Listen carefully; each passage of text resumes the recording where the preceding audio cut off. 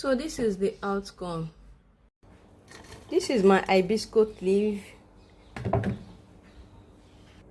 and this is my orange. I add my orange to the hibiscus leaf. The next thing is to add your water.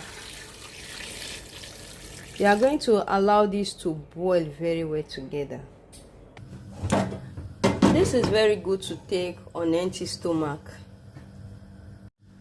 Clove is very good. I will be adding clove, powdered one. So I add powdered clove to the mixture.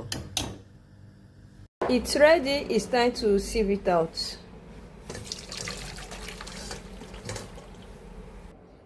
So this is the second time of sieving it.